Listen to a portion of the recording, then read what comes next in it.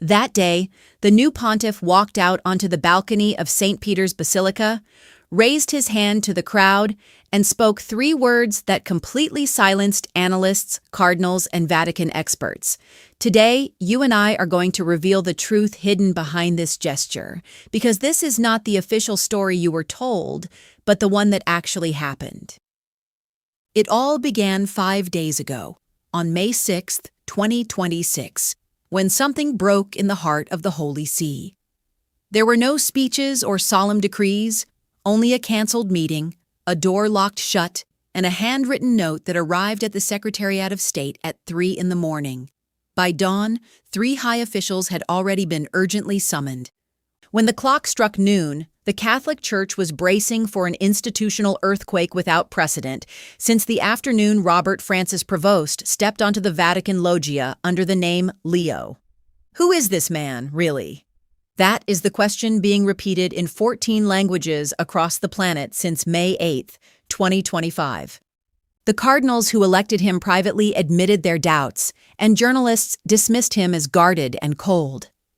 His friends from the missions in Peru spoke of an endearing person who would suddenly become unreachable. The world saw a facade, but now his true identity is starting to come to light.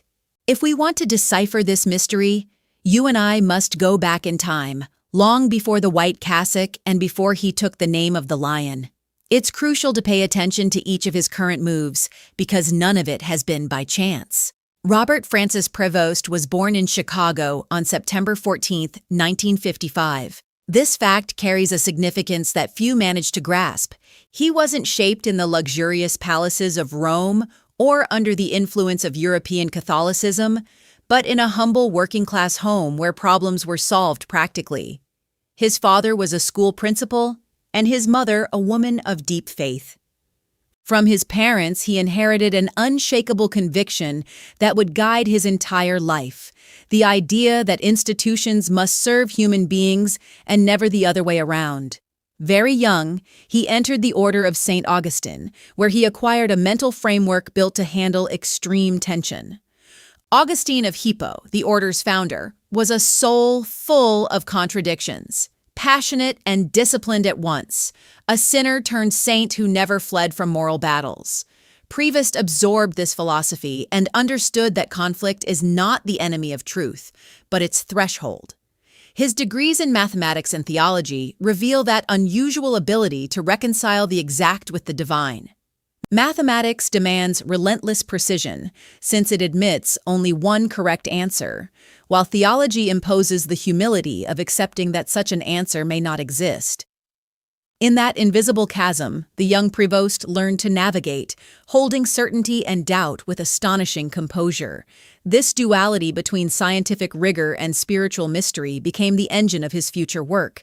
His true crucible of formation was Peru, the country he arrived in as a first-time priest and from which he never fully said goodbye. There, he spent entire decades in Trujillo, building the church from the ground up in the parishes and most disadvantaged neighborhoods.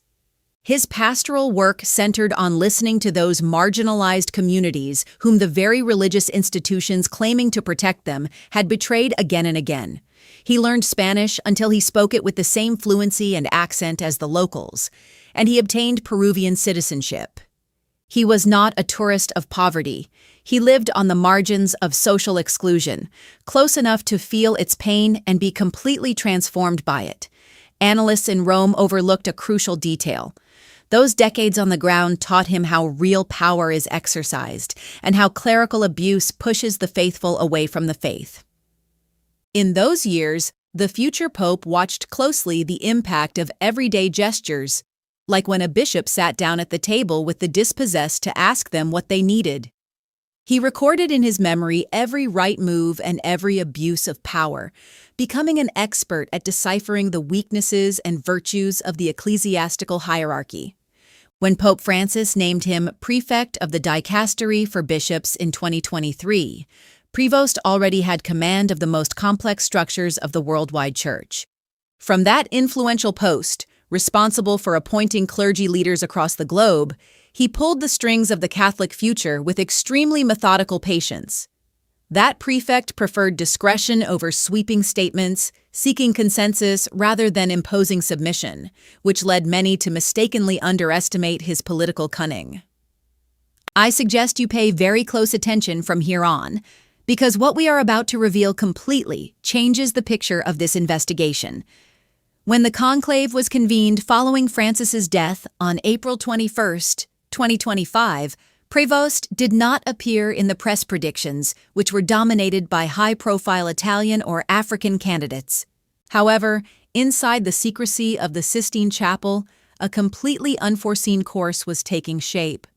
Within the Vatican walls, the cardinals who had worked closely with Prevost in the complex machinery of the dicasteries began quietly debating his worth. They pointed out that he was an extraordinary strategist who mastered every piece on the ecclesiastical chessboard perfectly. His election on the fourth ballot surprised even his own supporters with its speed. Upon assuming the papacy, he set aside names like Francis, which suggested continuity, or John, a symbol of pastoral closeness, and firmly chose Leo. That name evokes fighting pontiffs like Leo the Great, who stopped Attila with nothing but the force of his word and spiritual authority. That name also recalled Leo XIII, author of the encyclical Rerum Novarum, who forced the Church to take a stand on the exploitation of workers in the industrial era. By presenting himself as Leo, the new pope sent a clear message of imminent confrontation even before enacting his first reforms.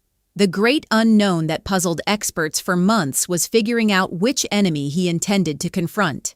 The first firm answer arrived 4 days ago, on May 7, 2026, through a discreet internal memo from the Secretariat of State sent to the heads of every Vatican curial department. The heading of the document, translated from classical Latin, read soberly on the matter of accountability structures in the governance of the Curia. It looked like a typical administrative formality destined for oblivion, but its 11 pages contained revolutionary clauses for how the Holy See operates. The text imposed unprecedented financial oversight and strict audits on any transaction of the Vatican Bank. What set off panic in the curial hallways was the creation of an independent oversight committee that would report directly to the Pope, stripping control away from the Secretariat of State. It was not a proposal. It was an order. That bold move triggered immediate seismic reactions within the Holy See. During the afternoon of May 7th, the internal phone lines were burning, and by the morning of May 8th, exactly on the first anniversary of his election, 3 of the Curia's highest-ranking officials demanded urgent audiences with the pontiff. However, Prevost chose to ignore their requests and instead met with a group of lay economists from Brazil, Argentina, and the Philippines. The implicit message was devastating for the old guard. The Church's financial decisions would no longer be reserved exclusively for the traditional cardinals. 3 days ago, coinciding with the first anniversary of his pontificate, the scheduled official ceremonies took place, including a solemn mass and a meeting with the College of Cardinals. However, the real news happened off the official agenda that afternoon, when Pope Leo held a secret 40-minute meeting with 8 people outside Vatican protocol. These were not dignitaries, but victims of clerical abuse from Germany, Chile, the United States, and Ireland. They entered through a back door in complete silence, with no television cameras, no press releases, and no advance notice of any kind. It happened in absolute media darkness. The pontiff met with them alone, stripped of aides, advisors, or that imposing security cordon that usually keeps a head of state apart from real human contact. One of the victims, Siobhan Delaney, a woman from Cork, described the meeting to the press 3 days later. Her words were revealing. There were no speeches or ecclesiastical formalities. He simply sat down, asked them what they needed from him, and listened in silence for 90 minutes. Delaney admitted she had expected cold damage control, but she left feeling heard for the first time in 20 years. This secret gathering would never have come to light had she not decided to speak, since the Vatican kept a tomb-like silence. That meeting was, to all intents and purposes, invisible to the outside world, but that is precisely where the key to everything lies.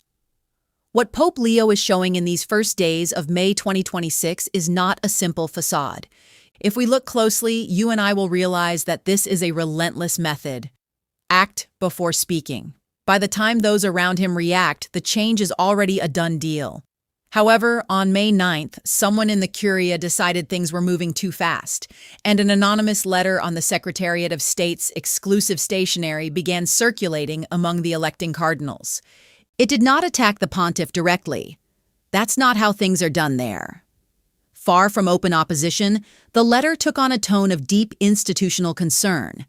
It raised doubts about the canonical validity of the new oversight structure and suggested that consulting the College of Cardinals was an unavoidable constitutional requirement. In very diplomatic language, it advised caution and unhurried discernment. The real translation of this message was obvious. Stop, or we will force you to. This isn't the first time a pontiff has run into the walls of his own bureaucracy. It happened to Francis, and it happened to Benedict too. It's a resistance as old as the Church itself. But Leo's response to this veiled threat was something no one in Rome saw coming with such clarity.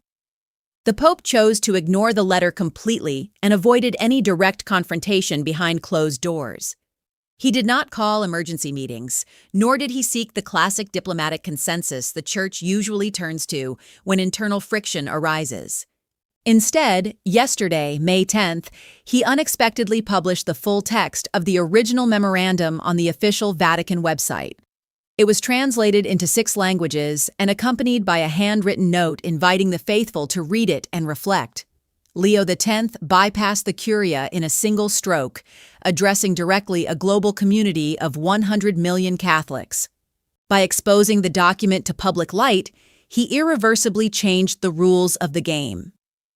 The internal boycott strategy, whose success has always depended on discretion and shadows, was suddenly exposed to public opinion. Within a matter of hours, Catholic media outlets in 40 countries were already reporting on the controversial document, and in less than a day, the international secular press had it on their front pages. Debate erupted immediately, with polarized opinions. While some analysts praised the move as a masterstroke of institutional communication, other observers warned gravely that this could permanently fracture the relationship between the Pope and the Curia, paralyzing the Church's governance for years to come. There is one crucial detail almost everyone overlooked. Robert Francis Prevost had already anticipated this reaction from his opponents with total accuracy.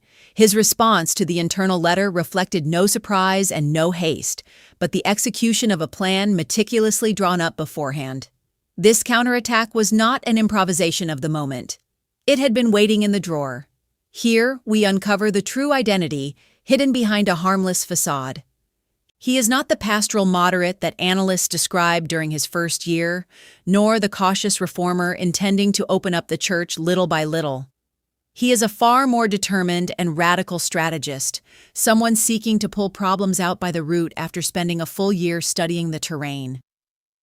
Over 12 months of silent observation, the pontiff has mapped the centers of resistance, the real loyalties, and the levers of Vatican power.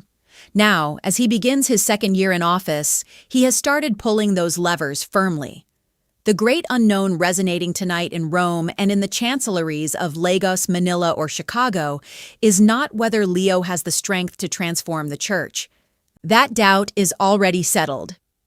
The real dilemma is whether the institution itself will accept such a profound transformation, or whether it will react the way organizations usually do when their basic structures feel threatened, closing ranks, sabotaging the changes, and patiently waiting for the storm to pass. The real difference between this pope and his predecessors doesn't lie in the scale of his ambition. Francis had ambition, and John Paul II also held a vision that transformed geopolitics. What sets Prevost apart is an almost surgical combination of patience and precision.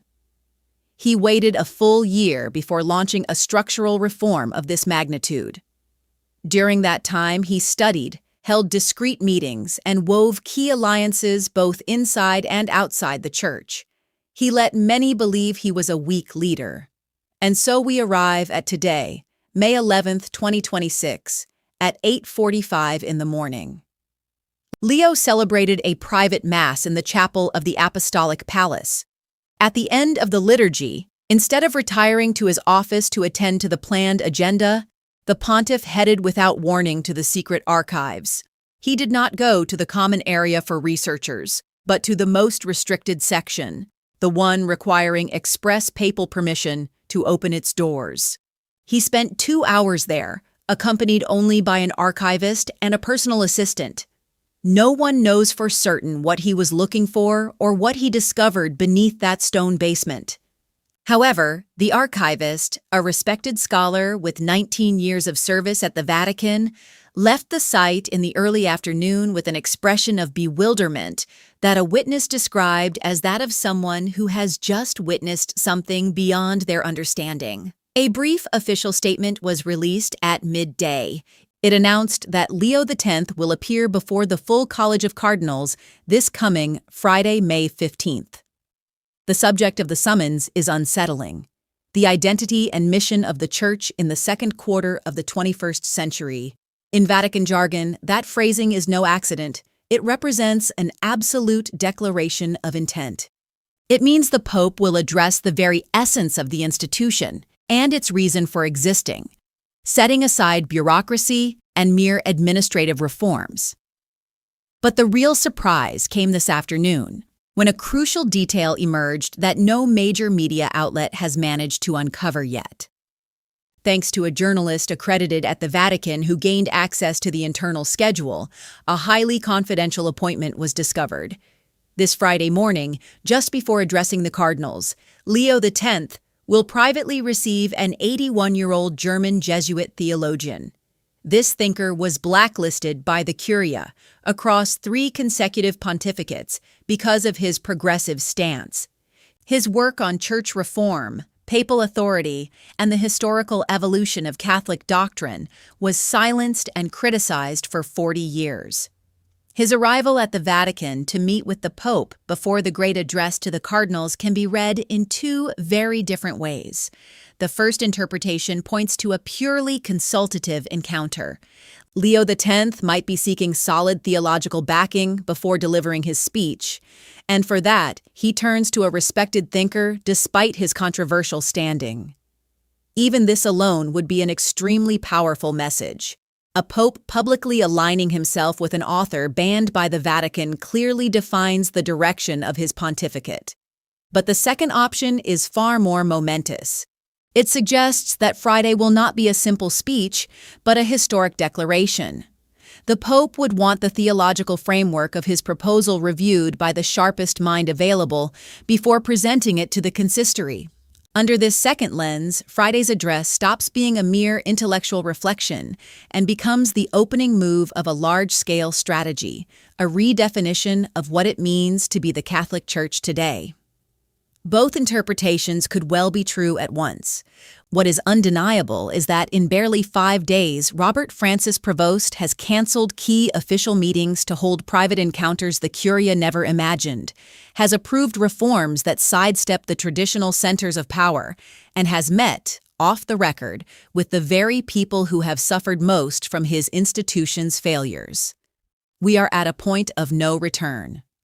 The deliberate leak of an internal document in the face of institutional resistance was only the first warning. Behind the scenes, this man has gained access to jealously restricted historical archives and has called for an appearance before the entire College of Cardinals that promises to change the rules of the game. Make no mistake. This is not the behavior of a transitional pope, nor of a submissive diplomat tasked with keeping order. This is the strategy of someone who knows exactly what he is doing and who has been designing this moment for far longer than we suspected. The official image of Leo X as a docile, consensus-seeking administrator was, in reality, a smokescreen. That official version wasn't entirely false, but it concealed a much deeper and more calculated truth. Those very qualities that made him seem like a harmless leader, his infinite patience, his capacity to listen, and his skill at weaving alliances quietly in the shadows, were precisely the tools he used to climb to the very top of absolute power. Now that he occupies the chair of Peter, those same traits have become the foundations of a relentless internal restructuring. The Catholic Church faces today a transformation carried out with a surgical precision not seen in Rome for centuries, making it clear that the chess match has only just begun. The cardinals who cast their votes at the conclave were seeking stability, but fate handed them something entirely different. This is not a shallow ideological revolutionary, since his mind has been shaped by the thought of St. Augustine and by the constant tension between ecclesiastical structure and the spirit of the gospel. His radicalism is literal. He seeks to reach the very root of the temple, to clear away the dust accumulated over centuries of tradition, and to question whether the current foundations still serve their original purpose. His true essence was already glimpsed in Trujillo, Peru, where he delivered a homily that a parishioner secretly kept, and which today circulates quietly through the halls of Rome. Those words, spoken at that Peruvian altar, take on an almost prophetic meaning today. Back then, he stated that the church is not a museum, but a living organism that must shed its dead parts in order to keep growing. For him, the dilemma has never been whether change is needed, but whether there is the courage required to reform what is most urgent, and the patience to wait for the precise moment. And did he ever wait? He studied the terrain, forged alliances, and positioned himself in the strategic place. Next Friday, he will appear before the consistory, where he will find fervent allies, panic-stricken detractors, and a large group of undecideds who still don't know which side to choose as the coming storm approaches. His address will not be limited to empty words. It will address head-on the identity and mission of the faith. Hours before speaking, he will have met with a theologian whose theses blow up the comfort of institutionalized religion, proving through actions, not solemn speeches, that he is not asking the Curia for permission to govern differently. He is already exercising power under his own rules. That is why the great secret we have uncovered in this analysis does not come down to a stolen document or a spy novel plot. The reality emerging from behind the Vatican walls is far deeper and more overwhelming for those trying to preserve the established order. The public figure the world believed it was watching this past year does not match the strategist who actually inhabits the papal apartments. While one showed himself, the other operated in the shadows. What happens this Friday and in the months ahead will determine whether Robert Francis Prevost's plan is what many fear, the most ambitious structural redefinition of the Catholic Church since the Second Vatican Council. Top-level experts inside and outside the Holy See agree that we are facing a tectonic shift. The most conservative sectors are already organizing to resist, but Prevost's response has been meticulously designed and is ready to be carried out. The papal counteroffensive was prepared long before his adversaries took their first step. His true identity has not been revealed through some pompous press release or an authorized biography, but through 5 days of relentless decisions that portray an extremely methodical leader untouched by bureaucratic fear. That boy from Chicago who traveled to Peru to understand that power only means something if it becomes service, and who later mastered the levers of the Vatican, was not simply settling comfortably into Peter's throne during his first year as pontiff. He was drawing up the blueprints for a reform he is now preparing to carry out, with no one able to stop him. It was a silent preparation to open a debate the Church has been dodging for generations. We are talking about questioning what authority is really for, what accountability means in an institution that claims a divine mandate, and what historical debt it owes to those it failed in the past. The name Leo that he chose is no mere coincidence.